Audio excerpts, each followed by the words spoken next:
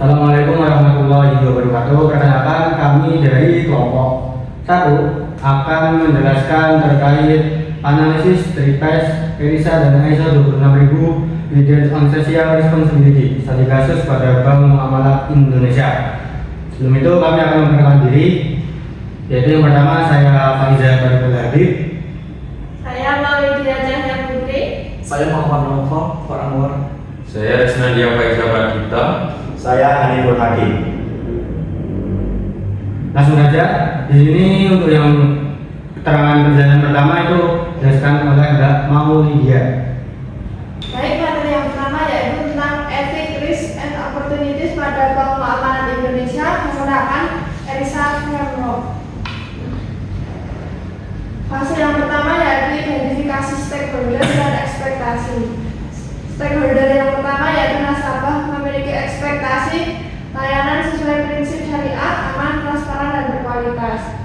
Peluang etikanya meningkatkan loyalitas nasabah dan citra bank syariah lebih terpercaya. Risiko etikanya yaitu ketidaktransparan akad atau bagi hasil, kebocoran data, pelayanan tidak adil. Lalu yang kedua adalah stakeholder dari karyawan, yaitu ekspektasinya lingkungan kerja yang adil, profesional, dan islami. Risiko etikanya diskriminasi promosi, tekanan kerja, fraud, atau penyalahgunaan wewenang.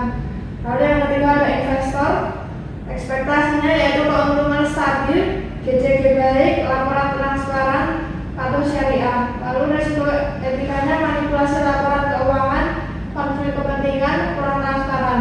Lalu peluang etikanya yaitu menarik investor syariah dan meningkatkan kepercayaan publik. Lalu stakeholder pemerintah dan regulator memiliki ekspektasi kepatuhan regulasi dan prinsip kehati-hatian. Risiko etikanya yaitu pelanggaran regulasi, lemahnya pengawasan internal, dan peluang etikanya yaitu memperkuat hubungan dengan regulator dan reputasi bank. Lalu stakeholder dari masyarakat yaitu tanggung jawab sosial melalui CSR, zakat, dan pemberdayaan UMKM. Next. Fase yang kedua yaitu analisis risiko dan peluang etika. Risiko etika yang pertama yaitu risiko ketidakpatuhan syariah, dampaknya menurunkan kepercayaan masyarakat dan reputasi bank. Upaya yang dilakukan perusahaan yaitu pengawasan ketat produk, pelatihan syariah, dan kepatuhan akad. Peluang etikanya yaitu memperkuat citra sebagai bank syariah yang amanah dan terpercaya. Risiko fraud dan penyalahgunaan wewenang, dampaknya yaitu kerugian finansial dan menurunnya kredibilitas perusahaan. Upaya perusahaan yaitu memperkuat audit internal, sistem pengawasan, dan budaya integritas. Lalu yaitu risiko reputasi, yaitu dampaknya penurunan jumlah nasabah dan minat investor. Upaya yang dilakukan perusahaan yaitu meningkatkan kualitas layanan, komunikasi publik, dan penerapan etika bisnis. Selanjutnya akan dijelaskan oleh Mas.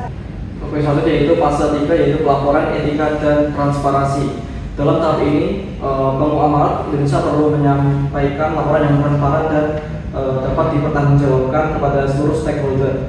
Laporan ini penting untuk menjaga kepercayaan masyarakat terhadap perusahaan sebagai bank syariah. Nah, untuk isi laporan perusahaannya itu meliputi yang pertama, kinerja keuangan perusahaan. Di laporan keuangan ini menunjukkan kondisi perusahaan, tingkat profitabilitas, pertumbuhan aset, dan kemampuan perusahaan dalam mengelola dana nasabah.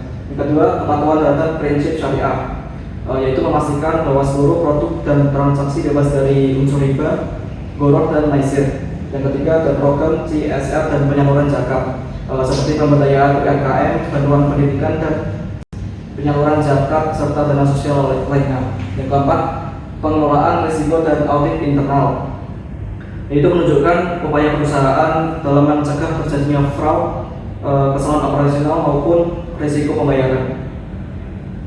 Yang kelima, keamanan data nasabah, yaitu menunjukkan keseriusan perusahaan dalam menjaga privasi dan keamanan informasi nasabah. Selanjutnya yaitu peningkatan reputasi perusahaan. Dalam tahap ini, reputasi merupakan aset penting bagi bank muamalat karena bisnis perbankan itu sangat bergantung pada tingkat kepercayaan masyarakat. Oleh karena itu, perusahaan perlu menjaga etika bisnis dan kualitas layanan secara konsisten. Untuk strategi peningkatannya, dapat dilakukan dengan cara yang pertama menerapkan budaya kerja Islami seperti menekankan nilai amanah, kejujuran, tanggung jawab, dan profesionalisme. Yang kedua, menjaga integritas dan transparansi, memastikan bahwa seluruh informasi penting disampaikan secara terbuka kepada stakeholder. Yang ketiga, memberikan pelayanan yang cepat dan adil. Pelayanan yang baik akan meningkatkan kepuasan nasabah.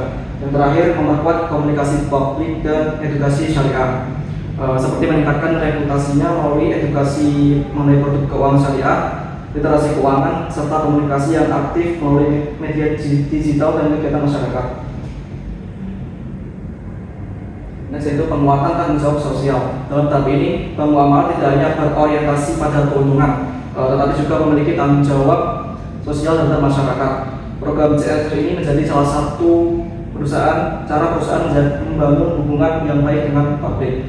Contoh program sosialnya yaitu ada pembiayaan UMKM syariah, yaitu UMKM yaitu bank muamalah dapat membantu pelaku usaha kecil yang memperoleh akses pembiayaan yang sesuai dengan prinsip syariah. Yang kedua, bantuan pendidikan dan beasiswa. Program pendidikan ini membantu meningkatkan kualitas sumber daya manusia dan memberikan kesempatan belajar kepada masyarakat yang membutuhkan. Yang ketiga, penyaluran zakat, infak, dan sedekah. Bank muamalah ini berperan dalam menyalurkan dana sosial kepada kelompok masyarakat yang berhak menerima manfaat. Yang terakhir, program pemberdayaan ekonomi masyarakat. Program ini bertujuan meningkatkan kemandirian ekonomi masyarakat melalui pelatihan, pendampingan usaha, dan pengembangan keterampilan. Yang terakhir itu evaluasi dan perbaikan keberlanjutan. Yaitu perusahaan perlu melakukan evaluasi secara berkala agar penerapan etika bisnis tetap berjalan dengan baik. Evaluasi ini dilakukan untuk mengidentifikasi kelemahan dan meningkatkan kualitas pelayanan perusahaan. Tujuan evaluasi ini adalah untuk meminimalkan risiko etika, meningkatkan kualitas pelayanan, dan menjaga kepatuhan syariah. Bentuk evaluasinya yaitu yang pertama, audit internal. Audit internal ini dilakukan untuk menilai kepatuhan terhadap prosedur perusahaan dan mengidentifikasi potensi risiko yang dapat merugikan organisasi. Yang kedua, pengawasan Dewan Pengawas Syariah atau DPS. DPS ini bertugas memastikan seluruh aktivitas perusahaan tetap sesuai dengan ketentuan syariah dan memberikan rekomendasi perbaikan apabila ditemukan penyimpangan. Yang ketiga, survei kepuasan nasabah. Survei ini dilakukan untuk mengetahui tingkat kepuasan nasabah dengan produk dan layanan yang diberikan oleh perusahaan. Yang terakhir, penilaian kinerja karyawan. Evaluasi kinerja ini membantu perusahaan memastikan bahwa seluruh pegawai itu bekerja sesuai dengan standar profesional dan nilai etika perusahaan.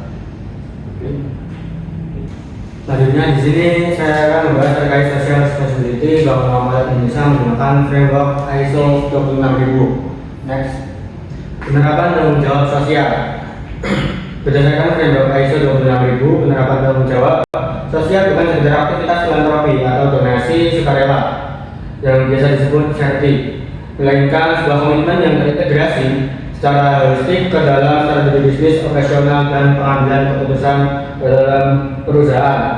Bank Muamalah Indonesia mengintegrasikan prinsip syariah atau maqasid syariah dengan prinsip dasar ISO 26000 yang berupa akuntabilitas, transparansi, perilaku etis, dan penghormatan terhadap kepentingan stakeholder melalui beberapa program yang dijalankan bersama Baitul Mal, Muamalat atau BMM, dan juga unit CSR internal mereka. Next, hubungan dengan stakeholder. Di sini berdasarkan framework ISO 26000, hubungan dengan pemangku kepentingan diatur secara spesifik pada klausul mengenai identifikasi stakeholder atau stakeholder identification dan juga keterlibatan stakeholder atau stakeholder engagement. Hubungan Bank Muamalah Indonesia dengan para pemangku kepentingan dikelola secara etis dan juga berbasis komunikasi secara dua arah. Next. Di sini hubungan dengan stakeholder ada 5 faktor. Yang pertama itu ada regulator dan lembaga pengawas. Di sini Bank Muamalah Indonesia menjaga hubungan dengan regulator melalui kepatuhan hukum, fatwa syariah, dan juga pelaporan transparan untuk mencegah fraud dan juga pencegahan pencucian uang. Lalu yang kedua itu ada nasabah. Bank Muamalah di sini melibatkan nasabah melalui transparansi produk syariah edukasi, akad dan bagi hasil, layanan pengaduan responsif serta perlindungan data nasabah. Lalu yang ketiga itu ada terkait karyawan atau pekerja. Bank Muamalat Indonesia di sini melibatkan karyawan melalui lingkungan kerja yang aman, pelatihan yang berkelanjutan, kesempatan karir yang adil dan juga komunikasi yang tanpa ada diskriminasi. Yang keempat itu ada masyarakat umum, yaitu Bank Muamalat Indonesia melibatkan masyarakat melalui program bersama Baitul Mal Muamalat seperti penyaluran JIS, beasiswa, bantuan bencana dan juga pemberdayaan UMKM sekitar. Lalu yang terakhir itu ada komunitas lingkungan hidup. Di sini Bank Muamalat Indonesia menerapkan green banking melalui penyaringan pembiayaan agar dana tidak diberikan kepada perusahaan yang merusak lingkungan atau melanggar hak asasi manusia dan juga AMDAL. Next. Selanjutnya dijelaskan oleh Mas Adi. Selanjutnya ada penerapan 7 core subjek ISO 26000. Yang pertama ada tata kelola organisasi, yaitu Bank Muamalat Indonesia menerapkan tata kelola melalui Dewan Pengawas Syariah (DPS), komisaris dan direksi untuk memastikan seluruh kegiatan operasional mematuhi hukum, transparan, akuntabel, serta sesuai prinsip syariah seperti bebas riba, gharar, dan maisir. Terus yang kedua ada hak asasi manusia.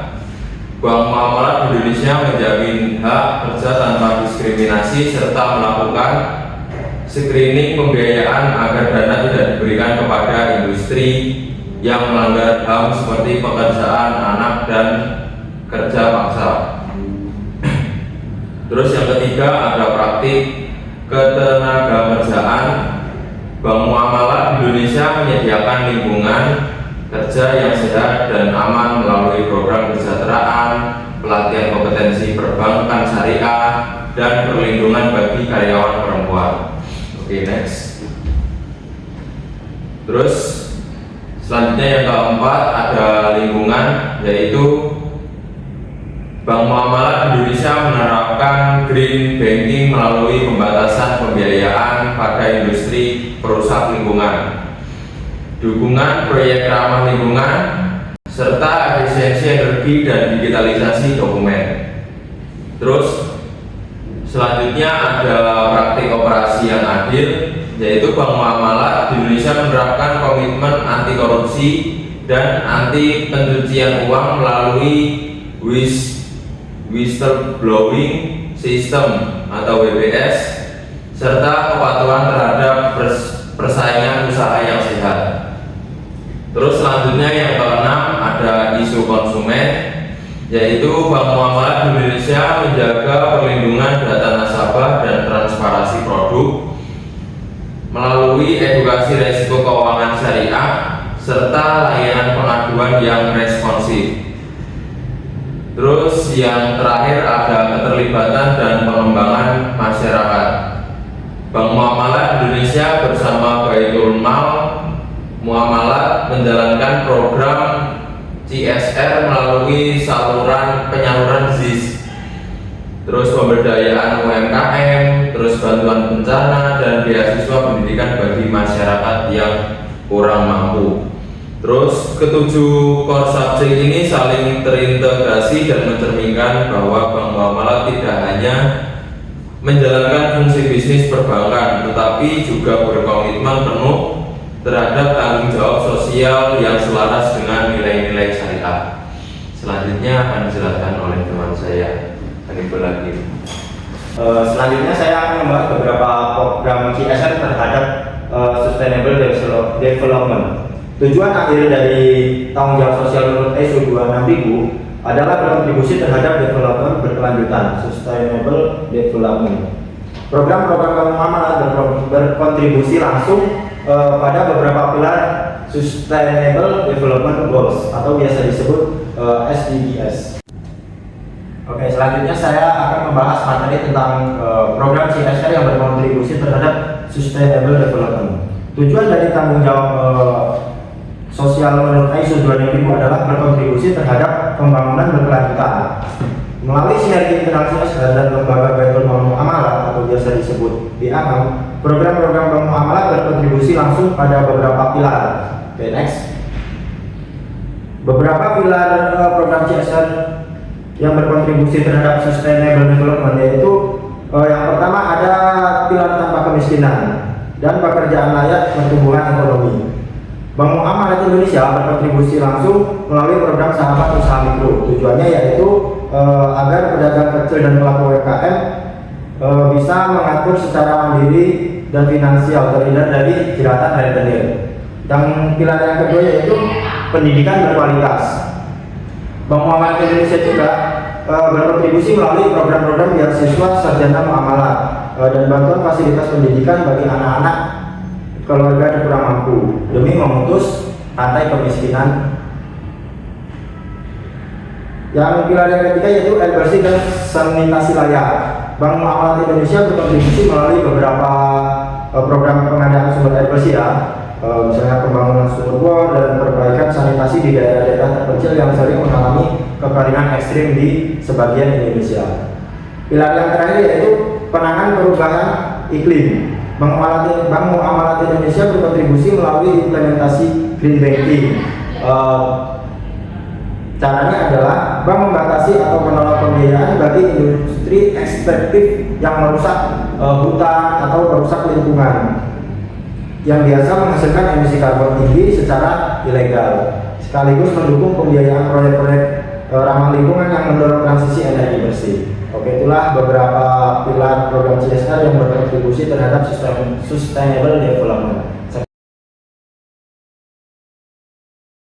Sekian dari kelompok kami, kurang lebihnya mohon maaf. Wassalamualaikum warahmatullahi wabarakatuh. Waalaikumsalam. Waalaikumsalam.